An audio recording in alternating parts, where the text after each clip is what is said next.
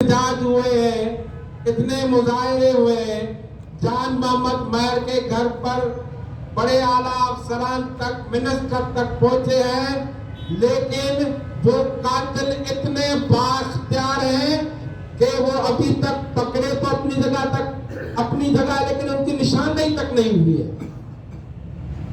ये है जुल्म, ये है ये मुल्क जो जिसमें हम 70 साल से बड़े धुमके पे मजा रहे हैं कि बिजा तीर बिजा या फिला पे इसमें डांस करते हुए इंसाफ मांग रहे हैं, लेकिन आज यहाँ पर हमें इंसाफ तो अपनी जगह पर है। आज एक निहत्ती लड़की जो तुर्बत से क्वेटा से इस्लामाबाद तक पहुंची है, अपने भाइयों के लिए, अपने बेटों के लिए, अपने धरती के वासों की गुमशुदगी के लिए, वहां पर उसके साथ जो हशर हुआ है वो आप सब लोगों के सामने है। ये है, ये मुल्क है। और मैं खास करके अपने साहबी भाइयों से कहूंगा कि जहां तक सहाफत की आजादी है, हामिद मीर साहब कहते हैं कि इस मुल्क को बंगालियों ने बनाया और सिद्धियों ने तस्लीम किया, लेकिन उसको ये कहते हुए पता नहीं क्या महसूस होता है कि सिंध असेंबली में सबसे पहले जो सीएम सिंध ने करारदाद पेश की थी वो हामिद मीर को याद नहीं है। तो यहाँ पर ये जो दो म्यार है जिसमें हम अपने लोगों की, देखो 47 के बाद हमारे साथ क्या हुआ है, हम सिंधियों और बलोचों के साथ क्या हुआ है। कराची चाहिए, सिंधी नहीं चाहिए, ग्वादर चाहिए, बलोच नहीं चाहिए। और बलोचों के साथ बाबा आप लोगों के पास अदालतें हैं, आप लोगों के पास इंसाफ के बड़े बड़े सुप्रीम कोर्ट हैं।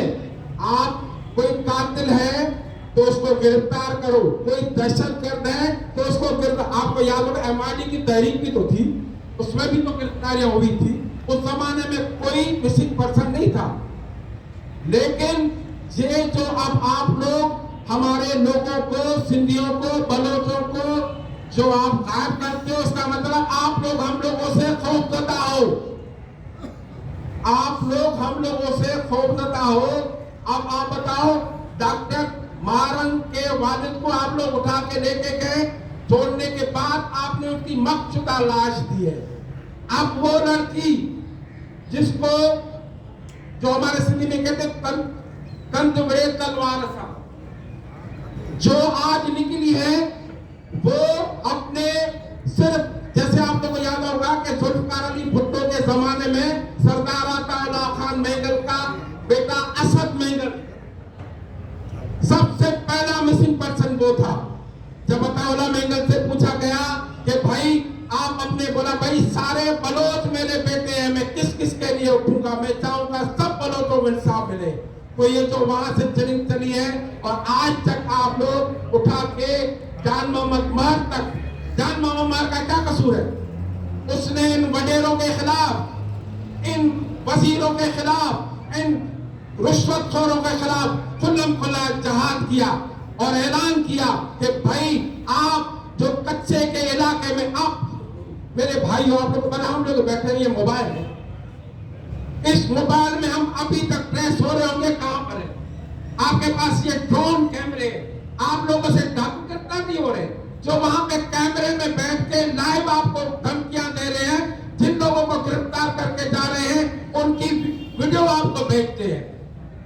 तो ये सब आप लोग मिले हुए हो ऊपर से नीचे तक। अब हमें कोई खौफ नहीं है किसी का नाम लेने से, क्योंकि जब आदमी के अपने बच्चे, जब अपनी बेटियां, जब सब दरबदर हो, रोडों पे हो, जिनके ऊपर ठंड, इस ठंड में इस्लामाबाद में जहां बर्फबारी हो रही है, वह मासूम बच्चों पर आप पानी के स्कैनर फेंक के उनके साथ जो आप लोगों ने किया है वो पूरी दुनिया ने देखी है।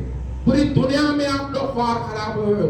अभी तक वक्त है, आप लोगों को पता है कि बंगालियों ने आजादी नहीं मांगी थी, मुजीब रहमान नहीं हुए थे अलग, 187 सीटें मुजीब रहमान ले आया था, आप लोगों ने 86 सीटें वाले जुल्फकार अली भुट्टो को वजीर आजम बना के उसको किक आउट कर दिया।